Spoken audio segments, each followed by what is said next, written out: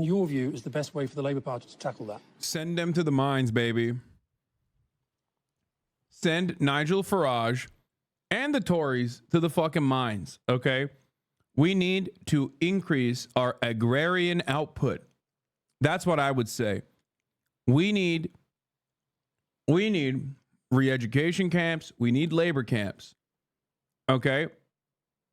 Get the mines back running.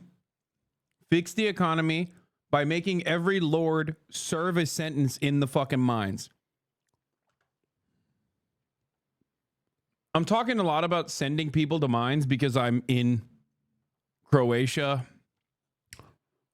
and I got, partisans on the mind a little bit. That's probably part of the reason. It's just, throw them in the cuck pit.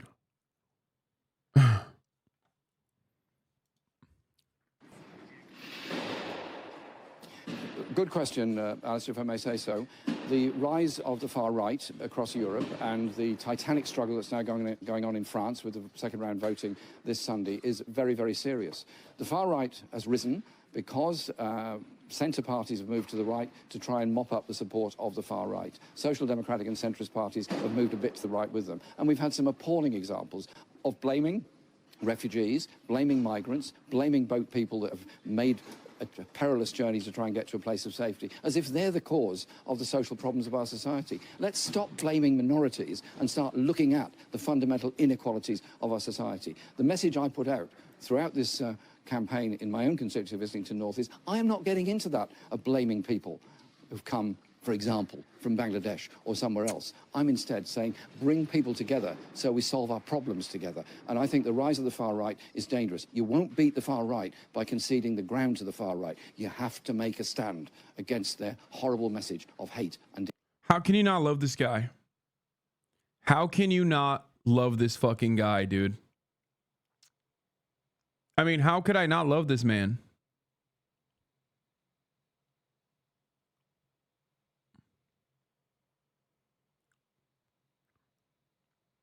He's just right. No notes. He's so right. It's not like he's saying something like totally out of pocket here. It's not like this is an insane assessment to make. It's the correct assessment to make. You don't have to be a fucking astute observer to be able to recognize that. You don't have to be brilliant to recognize that. He's just right. That's it.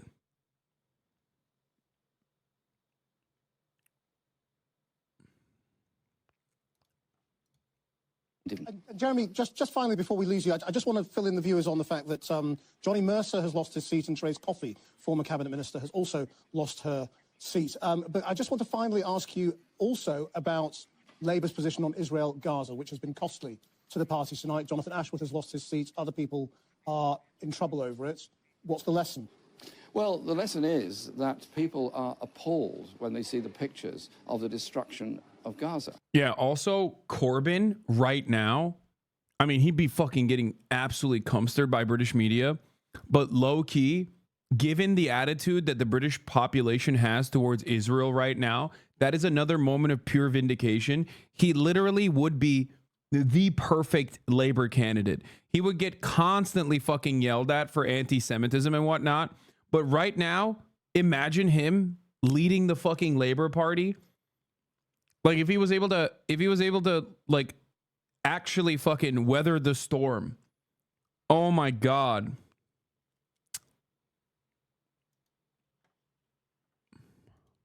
I gotta say, I am a Jeremy Corbyn supporter.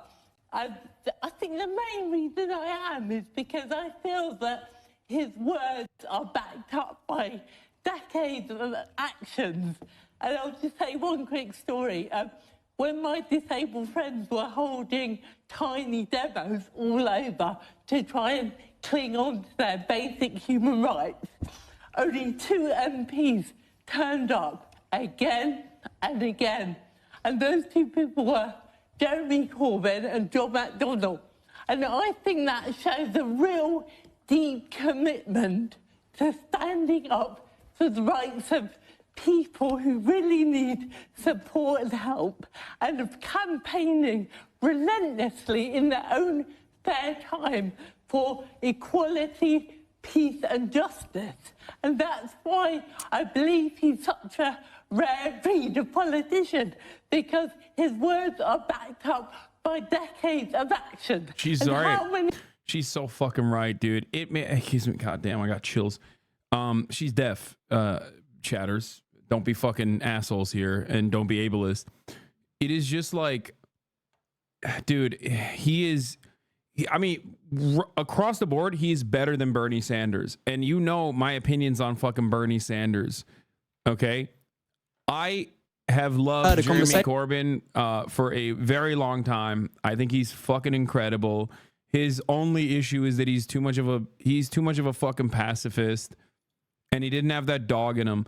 Like, he's the type of person who will commit to a cause and will put his literal body on the fucking line. It doesn't matter, but he's not as vicious as he needs to be, because British politics is filled to the brim with sharks. Is he like UK Bernie? He's better than UK Bernie. He's better than Bernie. Okay. Oh, she has palsy. She's not deaf. Okay, my bad. Regardless.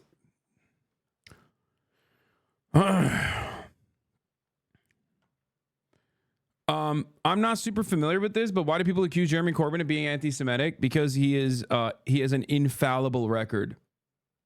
So that was the only mechanism of attack for Corbyn, because he's always been a pro-Palestinian voice in a sea of dissent, in a sea of unified pro-Israeli sentiment. The UK is, in many respects, even worse than America, I would say, in terms of its media and in terms of its in terms of its Israel support. It has the same motivations, I think, that the United States has, in terms of just like it has the same motivations with NATO. Like, they're selling a lot of weapons. There's a lot of trade. There's a lot of economic collaboration and cooperation within the UK and obviously in the United States of America, between US and Israel, UK and Israel. It's just, I mean, to be fair, the British people are responsible for Israel. You know, they did create it. So I think that should probably help you understand it. So